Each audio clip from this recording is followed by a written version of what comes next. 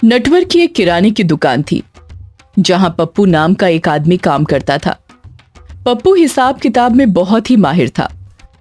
दीदी, आपके पिछले 500 बाकी थे और ये आज के 172 रुपए, तो टोटल हुआ 772 मालिक। हाँ बेटा पप्पू, सुन लिया। आपका ये पप्पू तो कैलकुलेटर से भी तेज है। वो तो है दीदी, एकदम तेज। पप्पू सिर्फ हिसाब किताब में नहीं बल्कि पैसे बनाने में भी माहिर था। जब भी कोई त्योहार आने वाला होता वो दुकान के साथ साथ अपने लिए भी माल उठा लेता था। जैसे आज उसने दुकान के लिए मकर संक्रांति के तिल के लड्डू, पतंग सब खरीदा। अब वो पहले अपने घर जाएगा, अपना सामान अलग रखेगा और फिर वो नटवर की दुकान पर पहुंचेगा। ये लीजिए मालिक, सब ले आया। ये आपकी पतंग और ये रहे गुड़ के लड्डू और बाकी चीजें। बहुत अच्छे, पर आज तुझे बहुत देर हो गई। अरे मालिक, आज मुझे बस ही नहीं मिल रही थी। काफी देर वहीं खड़े रहकर इंतजार करना पड़ा। अच्छा, ठीक है, अब तू दुकान संभाल। जी मालिक। मकर संक्रांति के कुछ दिनों पहले से उसने रोज शाम को अपने घर के बाहर ठेला लगाकर सारी पतंग और गुड़ के लड्डू बेच दिए। अपने कमाए हुए रुपयों से पप्पू बहुत खुश था, पर उसको और पैसे चाहिए थे, बहुत पैसे। एक दिन की बात है, एक औरत नटवर से बहस कर रही थी। अरे पर उस दुकान में तो यही चावल 20 रुपए किलो है और आपके यहाँ 25 रुपए क्यों? बहन जी, आप वहाँ का चावल लेकर बनाकर देख लीजिए, आपको सब खुद ही समझ आ जाएगा। 1 किलो में कम से कम 200 ग्राम कंकड़ मिलेंगे। पप्पू तू चुप रह, दीदी खुद देख लेगी।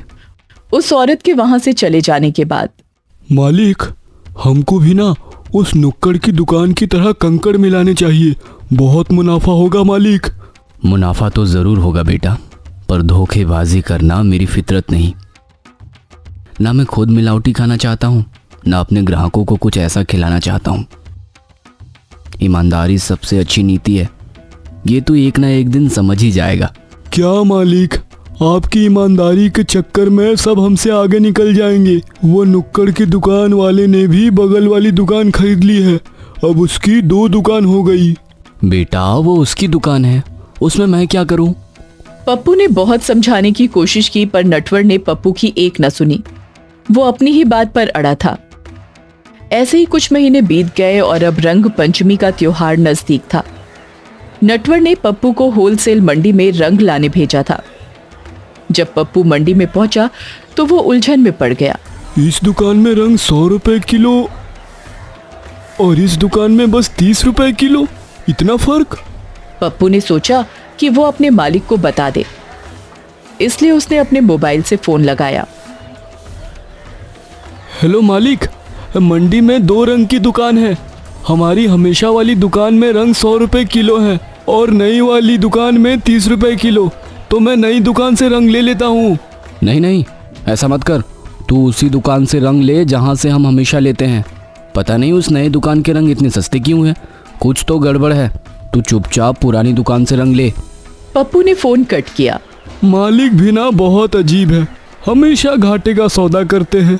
मालिक को मुनाफा कमाना आता ही नहीं है, पर इस होली में मैं बहुत कमाऊंगा, बहुत ज्यादा। एक काम करता हूँ, मालिक के लिए 100 रुपए वाले रंग ले लेता हूँ और खुद के लिए 30 रुपए वाले। नटवर ने दोनों दुकानों से रंग लिए। खुद के लिए हुए रंग उसने पहले अपने घर पर रख दिए और फिर नटवर की दुकान पर चला गया। और होली के 2 दिन पहले से उसने अपने घर के बाहर रंगों का ठेला लगा दिया। इस बार उसे अच्छा खासा मुनाफा हो रहा था। वो बहुत खुश था। ये हुई ना बात, इसे बोलते हैं पैसे। इस होली में मैं तो माला माल हो जाऊंगा। अगले 2 दिनों तक पप्पू वो रंग बेचता रहा और होली वाले दिन वो आराम से सो रहा था कि अचानक उसके दरवाजे को कोई जोर जोर से पीटने लगा। बाहर निकल पप्पू। अरे ओ पप्पू के बच्चे, बाहर निकल। पप्पू डरा हुआ था। वो लोग बहुत गुस्से में थे। उन्होंने पप्पू के घर के दरवाजे को तोड़ दिया। अरे, मुझे क्यों मार रहे हो? मैंने क्या किया? क्या किया? जहरीले रंग बेचता है और मैंने क्या किया? हाँ, तेरे रंग से खेलने की वजह से एक बच्चे का चेहरा खराब हो गया और तू बोलता है तूने क्या किया? हाँ, उन लोगों ने पप्पू को बहुत पीटा और फिर घसीटते हुए पुलिस स्टेशन ले गए। पुलिस ने लोगों की कंप्लेंट रजिस्टर कर ली और फिर पप्पू से सच पूछा। पप्पू ने उन्हें सब कुछ सच सच बता दिया, पर फिर भी पुलिस इंस्पेक्टर ने नटवर को फोन करके बुलाया। क्या ये पप्पू आपकी दुकान में काम करता है? जी सर। ये कहता है जब तुमने इसे रंग खरीदने भेजा तो इसने तुम्हारे लिए पुराने दुकान से रंग खरीदी और खुद के लिए नई दुकान से। क्या ये सच है? जी सर, जब मैंने इसे भेजा तो इसने मुझे कॉल किया था और नई दुकान के सस्ते दामों के बारे में बताया था। मैंने तुरंत ही इसे मना कर दिया कि सस्ते रंग मत खरीद। मालिक मुझसे बहुत बड़ी गलती हो गई। मैंने वो सस्ते रंग खरीद के खुद बेच दिए। मना किया था ना मैंने तुझे पप्पू। ये तुम्हारे मगरमच्छ के आंसू अब कोर्ट में दिखाना। अब कोर्ट ही तुम्हें सजा देगा। पुलिस ने पप्पू को हवालात में बंद कर दिया। तब पप्पू को नटवर की एक ही बात याद आ रही थी। मुनाफा तो जरूर होगा बेटा, पर धोखेबाजी करना मेरी फितरत नहीं। ईमानदारी सबसे अच्छी नीति है। ये तो एक ना एक दिन समझ ही जाएगा। काश मालिक मैं आपकी बात मान लेता। आपने कितने बार बोला कि ईमानदारी ही सबसे अच्छी नीति है, लेकिन मैं बेवकूफ ये समझा नहीं। मेरे थोड़े से लालच ने मेरा ये हाल कर दिया।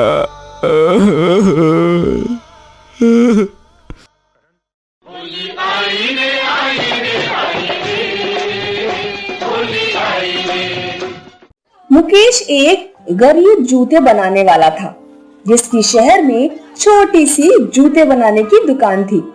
मुकेश अनपढ़ था। उसने बचपन से एक ही काम सीखा था, जूते बनाना। अरे वाह मुकेश, कितनी अच्छी चप्पल बनाई है तुमने। तुम्हारा तो जवाब ही नहीं। क्या दाम है इसका? मालिक सिर्फ 250 रुपए। 250 बहुत ज्यादा है। मैं 200 दे सकता हूँ। देना है तो दे दो। मुकेश की कलाकारी बहुत निपुण थी, पर फिर भी उसके ग्राहक हमेशा उससे मोल भाव करते थे। मुकेश की दुकान के सामने एक इलेक्ट्रिक पोल था, जिसकी मरम्मत के लिए अक्सर लाइटमैन उस पोल पर चढ़ा करते थे और अक्सर मुकेश उन्हें देखा करता था। कितना मुश्किल होता है ऐसे चढ़ना। काश कुछ ऐसा हो जिससे ये लाइटमैन आसानी से ऊपर चढ़ पाए। एक दिन की बात है, मुकेश किसी ग्राहक का जूता सिल रहा था। तभी उसने देखा कि एक लाइटमैन रस्सी के सहारे पोल पे चढ़ रहा था। मुकेश के पास काम था तो वो उसमें व्यस्त था, लेकिन कुछ ही पलों में मुकेश को एक चीख सुनाई दी और वो लाइटमैन नीचे गिरा हुआ था। मुकेश दौड़ते हुए आया और स्तब्ध रह गया। एम्बुलेंस आई और लाइटमैन को हॉस्पिटल ले गई। मुकेश वापस अपनी दुकान पर गया, पर वो काम में मन नहीं लगा पा रहा था। उसे उस लाइटमैन की शक्ल बार बार याद आ रही थी। हाथ का काम खत्म किया और वो सोचने लगा कि वो क्या कर सकता है। तभी उसका ध्यान मैग्नेट पे गया, जिस पे उसकी कील चिपकी हुई थी और मुकेश एक नया जूता बनाने लगा। रात हो गई, पर वो अभी भी काम कर रहा था। मुकेश ने इस जूते की सोल में मैग्नेट लगा दिया। देर रात उसका काम खत्म हुआ और उसके चेहरे पे मुस्कान आ गई। उस रात मुकेश मैग्नेट वाले जूते देखते हुए सो गया। अगले दिन सुबह सुबह मुकेश वो जूते लेकर बिजली विभाग के कंट्रोल रूम पहुंचा। वहां वो एक ऑफिसर के पास गया। जी बोलिए, क्या परेशानी है आपको? सर, कोई परेशानी नहीं है, पर मैंने आपकी परेशानी का हल निकाल लिया है। क्या मतलब? सर, कल आपका एक लाइटमैन पोल से नीचे गिर गया था। उसे बड़ी चोट आई थी। हाँ, अब वो हॉस्पिटल में है। अब से आपका कोई लाइटमैन पोल से नहीं गिरेगा। ये देखिए, ये मैग्नेट वाले जूते हैं। ये पोल से चिपक जाएंगे और इन्हें मैंने प्लास्टिक से बनाया है। तो गलती से भी लाइटमैन को झटका नहीं लगेगा। वाह, ये तो कमाल का आइडिया है। मुकेश के मैग्नेट वाले जूते एक लाइटमैन ने पहन लिए और वो पोल पे बड़ी आसानी से चढ़ने लगा। सर, ये पहनने से रस्सी की भी जरूरत नहीं। मुकेश बहुत खुश था कि उसके बनाए हुए जूते लाइटमैन को पसंद आए। हमारे यहाँ 10 लाइटमैन हैं। कब तक डिलीवरी दे सकते हो? 1 हफ्ते में सर। बहुत अच्छे मुकेश। अगला 1 हफ्ता मुकेश जूते बनाता रहा। उसने ऑफिसर को जूते दे दिए और ऑफिसर ने उसे एक चेक दिया। इन मैग्नेट वाले जूतों को पहनकर जब लाइटमैन पोल चढ़ रहे थे तो एक जर्नलिस्ट की नजर उस पर गई और जल्दी ही ये मैग्नेट वाले जूते ब्रेकिंग न्यूज बन गए। इसके बाद मुकेश को बहुत सारे ऑर्डर आए। उसने अपना कारखाना बना लिया और लोगों को भी काम पर रख लिया। कुछ महीनों बाद मुकेश को इनोवेशन अवार्ड से सम्मानित किया गया। सर, ऐसे मैग्नेट वाले जूते कोई बड़ी कंपनी तक नहीं बना पाई। आपने ये कैसे कर दिया?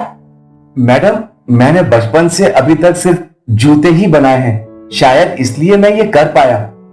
सो ऑडियंस, मुकेश के कहे अनुसार उन्होंने ये मैग्नेट वाले जूते अपने सालों के एक्सपीरियंस से बनाए हैं। लेकिन मुकेश जी ने एक चीज साबित कर दी, कोई भी काम छोटा नहीं होता। किसे पता था कि एक आम जूता बनाने वाला इनोवेशन अवार्ड जीत सकता है।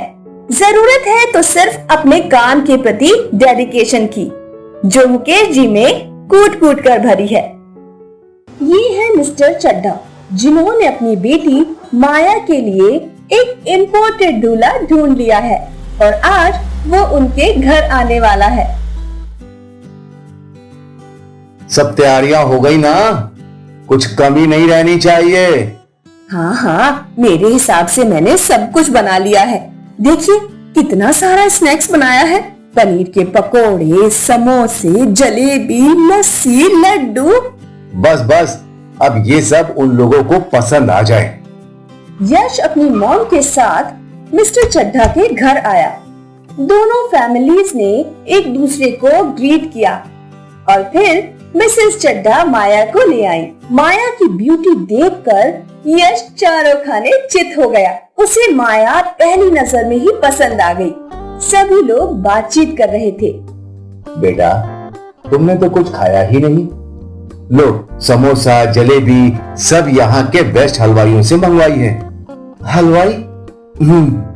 मैं तो सिर्फ 5 स्टार होटल का खाता हूँ। पता नहीं कौन से तेल में ये सब फ्राई किए होंगे, कितने हाइजीनिक होंगे ये भी पता नहीं। आई एम फाइन, मैं ये सब नहीं खाऊंगा। कोई नहीं बेटा, नेक्स्ट टाइम याद रखेंगे। कम से कम चाय तो पी लो, माया ने खुद बनाई है। या श्योर। यश और उसकी मॉम ने सिर्फ चाय पी, बाकी कुछ भी नहीं खाया। मुझे माया पसंद है। अगर आपको मैं पसंद हूँ तो अगले महीने ही शादी निपटा लेते हैं। अरे वाह जी वाह, ये हुई ना बात। बेटा, हमें भी तुम पसंद हो। माया के पापा ने हाँ तो बोल दी, पर माया को यश कुछ खास पसंद नहीं आया। सब चले जाने के बाद मिस्टर एंड मिसेस चड्ढा बहुत खुश थे। तभी माया उनके पास आई। पापा, ये क्या, आपने इतनी जल्दी हाँ क्यों बोल दी? बेटा, ऐसे इम्पोर्टेड रिश्ते जल्दी मिलते नहीं। अच्छा हुआ तेरे पापा ने हाँ बोल दी। पर मम्मी, तुमने देखा ना वो कैसे है? ये नहीं खाऊंगा, वो नहीं खाऊंगा, हलवाई, एकदम टिपिकल स्टैंडर्ड कॉन्शियस। इम्पोर्टेड है तो ऐसा ही होगा ना। धीरे धीरे ये सारा इम्पोर्टेड वाला एटीट्यूड खत्म हो जाएगा। वैसे भी तू मेरी बेटी है, तू तो इस उल्लू के पट्टे को सीधा कर ही देगी। माया अपने मम्मी पापा की बातों से मान गई और वो भी शादी के लिए राजी हो गई। कुछ दिनों बाद यश अपनी कार में माया के घर आया। अंकल, आपको प्रॉब्लम ना हो तो मैं माया को अपने साथ ले जाऊं? कार सिलेक्ट करने हैं और कुछ शॉपिंग भी करनी है। जी बेटा, क्यों नहीं। और माया यश के साथ उसकी गाड़ी में बैठ गई। Don't you like the car? अच्छी है, नाइस। अच्छी होगी ही। It's expensive. 50 lakh, 50 lakhs। Good good. मैं हर चीज एक्सपेंसिव ही खरीदता हूँ। वो क्या है कि मेरा एक स्टैंडर्ड है और मेरा मानना है कि एक्सपेंसिव चीजें अच्छी होती हैं, इसीलिए तो महंगी होती हैं। ओके। यश की कोई भी बात माया के पल्ले नहीं पड़ रही थी। माया उसे एक लोकल वेडिंग कार्ड वाले के यहाँ ले गई। यहाँ? हाँ, he is the best card maker. ना, इतनी छोटी सी दुकान है, तुम मेरे साथ चलो। फिर यश माया को एक बड़ी सी दुकान में लेकर गया और यश की पसंद से उन लोगों ने कार्ड का ऑर्डर दे दिया। तभी माया की नजर गोलगप्पे के ठेले पर गई। चलो यश, गोलगप्पे खाते हैं। No no, this is very unhygienic. वो देखो, वहाँ एक 5 स्टार होटल है, हम वहाँ कुछ खा सकते हैं। अब माया ने सोच लिया था कि इस इम्पोर्टेड दूल्हे को समझाना ही पड़ेगा। वो यश के साथ होटल में चली गई। माया ने मेन्यू में से सबसे महंगी चीज ऑर्डर की। 1 hot and spicy soup for sir and 1 lemonade for me।